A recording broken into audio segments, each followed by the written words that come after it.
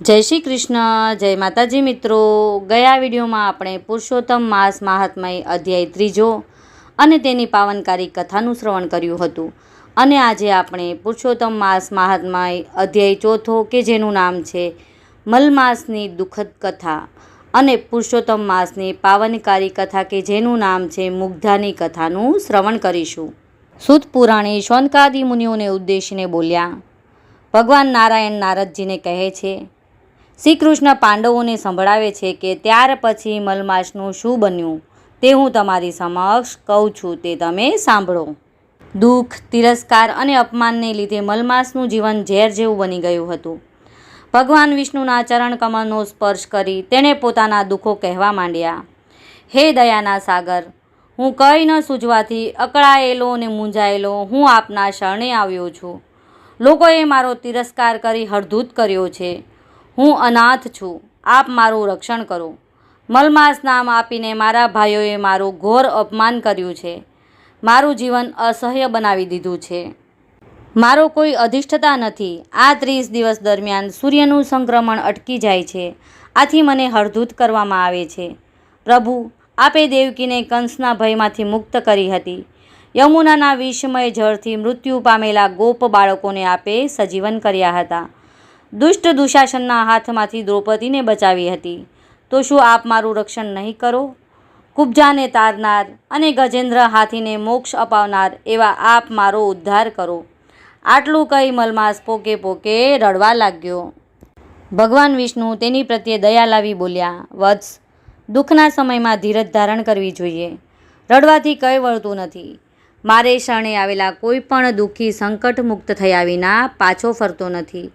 મારા ધામમાં અને મારા શરણમાં દુઃખ કે શોકનું તેમજ મૃત્યુનું નામ નિશાન જોવા નહીં મળે। હું તને દુઃખમાંથી મુક્ત કરીશ। તારે જે કહેવું હોય તે ધૈર્ય અને શાંતિથી કહે। ભગવાન વિષ્ણુના આવા વચનો સાંભળી મલમાસને આનંદ થયો। તે 2 હાથ જોડી બોલ્યો, હે પરમ કૃપાળુ, મારું દુઃખ મેં આપની સમક્ષ જાહેર કરી દીધું છે। મારો તિરસ્કાર ન થાય। મારા જેવા અન્ય માસો, પક્ષો અને તિથિઓને જેમ અધિષ્ઠતા દેવ છે તેમ મારો પણ અધિષ્ઠતા સ્થાપી આપો। આ માસમાં શુભ કાર્યો થઈ શકે તેવી આપ મારા પર કૃપા કરો। લોકો મને મલમાસ ન કહે તેને માટે મારું યોગ્ય નામકરણ કરી આપો। આપ દીનદયાળુ છો। મારા ઉપરના આ કષ્ટો મને મરણતુલ્ય લાગે છે, મને તેમાંથી ઉગારો। આમ કહીને મલમાસ મૂર્છા પામી ભગવાન વિષ્ણુના ચરણમાં ઢળી પડ્યો। પુરુષોત્તમ મહાત્મયનો મલમાસની દુઃખદ કથા નામનો 4થો અધ્યાય અહીં પૂર્ણ થાય છે। હવે પુરુષોત્તમ માસની પાવનકારી કથા કે જેનું નામ છે મુગ્ધાની કથા તેનું આપણે શ્રવણ કરીએ। અવંતીમાં વિષ્ણુદેવ નામનો બ્રાહ્મણ રહેતો હતો। તેને દેવલ અને માધવ નામના 2 દીકરા હતા। ઉંમરલાયક થતાં બંને દીકરાઓને પરણાવ્યા। દેવલની પત્નીનું નામ રૂપવતી હતું। તેના નામ પ્રમાણે તે સ્વરૂપવાન હતી, પણ તે ઈર્ષાળુ અને કપટી હતી। માધવની પત્નીનું નામ મુગ્ધા હતું। તે સૌને મુગ્ધ કરે તેવા ગુણવાળી, સુશીલ, સ્નેહાળ, દયાવંત, સરળ સ્વભાવની ભલી ભોળી હતી। સમય જતાં વિષ્ણુદેવ માંદો પડ્યો અને મરણ પામ્યો। હવે ઘરની જવાબદારી દેવલ અને માધવના માથે આવી પડી। થોડા સમય સુધી તો તેમણે જેમ તેમ ચલાવ્યું, પરંતુ બાપની મૂડી ખલાસ થતાં તેઓ મૂંઝાયા।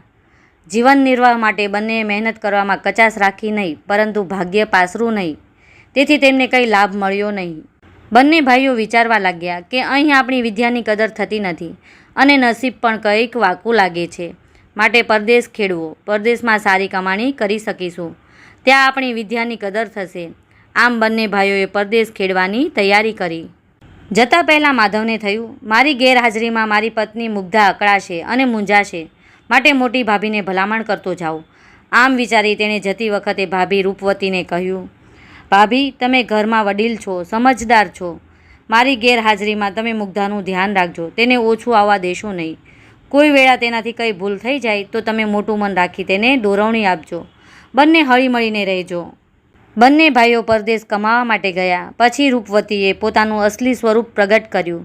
તે મુગ્ધાને કારણ વગર પજવવા લાગી અને જેમ તેમ બોલવા લાગી। એક દિવસ રૂપવતીએ રાંધવાની બાબતમાં મુગ્ધા સાથે બહુ ઝઘડો કર્યો।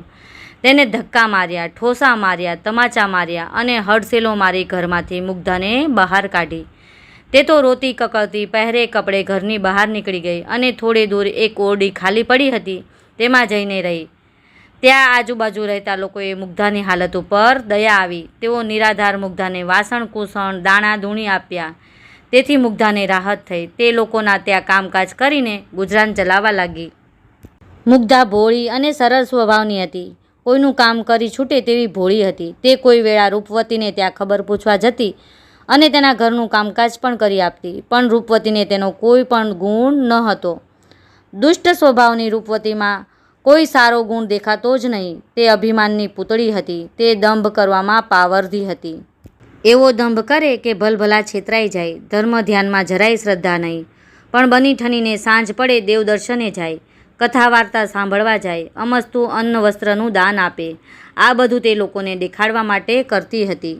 આમ કરતાં અધિક પુરુષોત્તમ માસ આવ્યો. અવંતીના નર નારીઓએ વ્રત ચાલુ કર્યા. સવારે વહેલા ઉઠી નદીએ સ્નાન કરવા જાય, કાંઠા ગોરમાની વાર્તા સાંભળે, દાન પુણ્ય કરે અને દેવદર્શને જાય. મુગ્ધા એટલી બધી ભોળી હતી કે પુરુષોત્તમ વ્રતની અને તેના મહિમાની તેને જરા પણ ખબર ન હતી. જ્યારે રૂપવતીને તેણે હાથમાં પૂજાનો થાળ લઈને નદીએ નહાવા જતી જોઈ ત્યારે તેને ખ્યાલ આવ્યો કે તે કોઈ વ્રત કરે છે. તેને વ્રત જાણવાની ઈચ્છા થઈ. એટલે રૂપવતી પાસે વ્રત શાનું છે, શું વિધિ છે તે અંગે પૂછ્યું. ત્યારે રૂપવતીએ છણકો કરીને તેને કંઈ પણ જવાબ આપ્યા વગર કાઢી મૂકી. આથી મુગ્ધાને ઘણું દુઃખ થયું. તે ઘર તરફ પાછી ફરી રહી હતી. ત્યાં રસ્તામાં રૂપવતીની બહેનપણી શ્યામા મળી. તેના નામ પ્રમાણે તેના ગુણ હતા. તેનું મુખ તો ભોળું હતું પણ તે મનની મેલી હતી. કૂડ કપટમાં તે રૂપવતીથી 4 હાથ ચડે તેવી હતી. તે મીઠી મીઠી વાતો તો કરતી પણ તેની વાતોમાં ઝેર ભર્યું હોય. મુગ્ધાને દુઃખી અને નિરાશ જોઈને શ્યામાએ પૂછ્યું, કેમ બહેન, આજે તું આટલી બધી ઉદાસ કેમ છે? તારે માથે કંઈ દુઃખ આવી પડ્યું છે? મારાથી શક્ય હશે તો હું તારા દુઃખમાં ભાગીદાર થઈશ અને તને મદદ કરીશ. ભોળી મુગ્ધા શ્યામાના શબ્દોથી ભોળવાઈ ગઈ. તેણે શ્યામાને પૂછ્યું, અત્યારે બધા નર નારી વ્રત કરી રહ્યા છે. મને પણ આ વ્રત કરવાની ઈચ્છા છે, પણ હું આ વ્રત વિશે કંઈ જાણતી નથી. મારી જેઠાણીને પૂછ્યું તો તેમણે મને ધૂતકારીને કાઢી મૂકી. બહેન, તમે આ વ્રત વિશે જાણતા હો તો મને કહો. હલકા પ્રકૃતિની શ્યામાએ મુગ્ધાને હેરાન કરવા તેણે પુરુષોત્તમ વ્રતની અવળી વિધિ બતાવતા કહ્યું, આ અધિક માસનું બીજું નામ મલમાસ છે. આ વ્રત 2 પ્રકારે થાય છે. એક તો આ બધા કરે છે સવારે ઉઠીને નદીએ સ્નાન કરવું, કાંઠા ગોરમાનું પૂજન કરવું, કથા વાર્તા સાંભળવી, દાન દક્ષિણા કરવી, એકટાણું કરવું, પુરુષોત્તમ ભગવાનની ભક્તિ કરવી. આ એક પ્રકાર થયો. અને જ્યારે બીજો પ્રકાર ગુપ્ત છે. ઘણા ઓછા લોકો આ પ્રકાર વિશે જાણે છે. હું આ ગુપ્ત પ્રકારની વિધિ જાણું છું.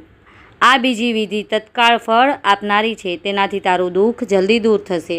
બહેન, મને તમે જે ગુપ્ત વિધિવાળું વ્રત કહો છો તે જણાવો. મારે તે જ વ્રત કરવું છે. શ્યામા ખંદુ હસીને બોલી, તો સાંભળ. આ વ્રત કરવાનો સંકલ્પ કરી ગંદા પાણીથી નાહવું, ગંધાતા પાણીથી પીપળાનું પૂજન કરવું, 3 ટંક ખાવું, ખાવામાં તીખી તળેલી વસ્તુઓ જ ખાવી, ભૂલથી પણ કોઈને દાન ન કરવું, તોડિયા પડિયા બનાવી તેનું દાન કરવું. તું આટલું કરીશ તો તારું બધું જ દુઃખ નષ્ટ થઈ તું ઘણી જ સમૃદ્ધ અને સુખી થઈશ. ભોળી મુગ્ધા આ શ્યામાની છેતરામણીવાળી વાતથી ભોળવાઈ ગઈ. તેણે તો શબ્દ શબ્દનું પાલન થાય એ રીતે વ્રત શરૂ કર્યું. તે તો રોજ સવારે ખૂબ ઠંડીમાં એકઠા થતા ગંધાતા પાણીથી નહાવા લાગી અને ગંધાતા પાણીથી પીપળાનું પૂજન કરવા લાગી. તે અનિચ્છાએ પણ 3 સમય તીખી તમતમતી વસ્તુઓ ખાતી. છેલ્લા દિવસે મુગ્ધા શ્યામા પાસે જઈને કહેવા લાગી, બહેન, તમે કહેલ તે મુજબ મેં વ્રત કર્યું છે. હવે તો પુરુષોત્તમ ભગવાન મારા ઉપર પ્રસન્ન થશે ને? શ્યામા કહે, હા બહેન, તું જે પીપળાનું પૂજન કરતી હતી તે પીપળાએ જઈને સાંજે કહેજે કે હે પીપળામાં રહેલા પુરુષોત્તમ ભગવાન, મેં સાચા હૃદયથી મલમાસનું વ્રત કર્યું હોય તો મને આજ્ઞા આપો એટલે હું તેનું ઉત્થાપન કરું. મુગ્ધા વચમાં બોલી, પણ બહેન, ભગવાન ન આવે તો? શ્યામા કહે, એવું તો બનતું હશે. ભગવાન રાજી હોય એટલે તરત ઉત્થાપન કરવાની આજ્ઞા કરશે. એ વેળાએ તારે હાથ જોડીને કહેવાનું કે ભગવાન, કાલે મારે ત્યાં જમવા આવજો. શ્યામા મુગ્ધાની ભોળપણનો લાભ લઈ તેને બનાવતી હતી.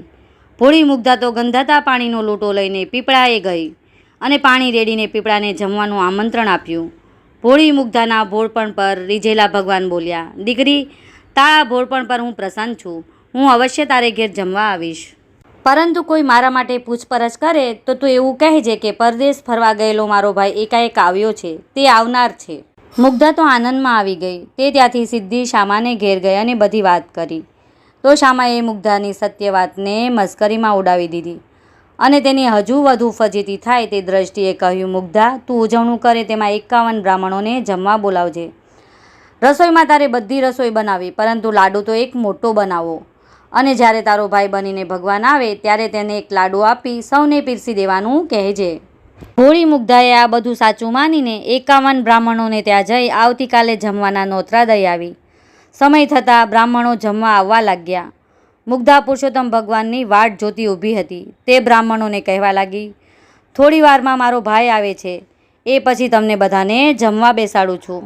રૂપવતી પણ 101 બ્રાહ્મણોને જમવા માટેના આમંત્રણ આપી આવી હતી. તેણે રસોઈની પૂરતી તૈયારી કરી રાખી હતી. ધીમે ધીમે તેને ત્યાં પણ બ્રાહ્મણો જમવા માટે આવવા લાગ્યા હતા. સમય જેમ જેમ વીતતો ગયો તેમ મુગ્ધાને ચિંતા થવા લાગી. તેણે મનોમન પુરુષોત્તમ ભગવાનને યાદ કર્યા. એવામાં ત્યાં આગળ એક તેજસ્વી જુવાન આવ્યો અને બોલ્યો, અહીં મુગ્ધા બહેન રહે છે? મુગ્ધા તો હર્ષના આંસુ વહાવતી દોડી આવી. ભાઈનો હાથ પકડી લીધો. ભગવાન મંદ મંદ હસવા લાગ્યા. મુગ્ધા બોલી, મારા ભાઈ, આજે ઘણા દહાડે બહેનને ત્યાં ભૂલો પડ્યો. આવો, ઘરમાં બેસો, હજુ તો ભૂદેવોને જમાડવાના છે. મુગ્ધાએ ભગવાનને ઘરમાં લઈ જઈ બેસાડ્યા. પછી બધા બ્રાહ્મણોને જમવા બેસાડ્યા અને પતરાવળી મૂકી. પછી તેણે ભગવાનને એક મોટો લાડવો બનાવ્યો હતો તે આપીને કહ્યું, આ એક જ લાડુમાં બધાને જમાડવાના છે. ભગવાને એક મોટી કથરોટ લીધી, તેમાં લાડુ મૂકી તેના પર કપડું ઢાંકી દીધું. પછી તેઓ પીરસવા નીકળ્યા. ભગવાન બ્રાહ્મણોને પૂછતા જાય અને તે કહે તેટલા લાડુ મૂકતા જાય. સાથે સાથે બીજી રસોઈ પણ પીરસાતી હતી. ભગવાનને રસોઈમાં એવી મીઠાશ હતી કે બ્રાહ્મણો હોશે હોશે હરખથી જમવા લાગ્યા. જમતા જમતા તેઓને અમૃતના ઉડકાર આવવા લાગ્યા. બ્રાહ્મણો જમી રહ્યા પછી પતરાવળીમાં મૂકેલ પડ્યા તેઓને સોનાના દીઠા. મુગ્ધાએ દરેક બ્રાહ્મણોને સોનાના પડ્યા આપ્યા. દક્ષિણામાં સોનાના પડ્યા મળતા બ્રાહ્મણો મુગ્ધાની જય જયકાર બોલાવતા અને આશીર્વાદ આપતા પોતપોતાને ઘેર જવા લાગ્યા. આ બાજુ રૂપવતીએ 101 બ્રાહ્મણોને જમવા બેસાડ્યા, પતરાવળી મૂકી અને લાડુ પીરસવાનું ચાલુ કર્યું. લાડુ મૂકતાની સાથે જ લાડુ માટીના દેખાયા. બ્રાહ્મણો ગુસ્સે થઈ બધા ઊભા થઈ ગયા અને તેઓ સમજ્યા કે રૂપવતીએ તેમની મસ્કરી કરી છે. તેથી તેની ઉપર ફિટકાર વરસાવતા વરસાવતા બધા ત્યાંથી રવાના થઈ ગયા. લાડુ માટીના બનેલ જોઈ રૂપવતી આશ્ચર્ય પામી. તેને મનમાં સંદેહ થઈ ગયો કે પુરુષોત્તમ ભગવાન મારા ઉપર નારાજ થઈને આમ કર્યું હશે. તેને કાને મુગ્ધાના ઉજવણાની વાતો આવી. બધા બ્રાહ્મણો તેની રસોઈના વખાણ કરતા હતા અને દક્ષિણામાં સોનાનો પડ્યો આપ્યો તે વાત જાણી તેને લાગ્યું કે પુરુષોત્તમ ભગવાન મુગ્ધા ઉપર પ્રસન્ન થઈ તેનો ઉદ્ધાર કર્યો છે અને મારી ઉપર તેમની અવકૃપા થઈ છે. મુગ્ધાને ત્યાં બધાએ જમી લીધું હતું. ફક્ત મુગ્ધાને જ જમવાનું બાકી હતું.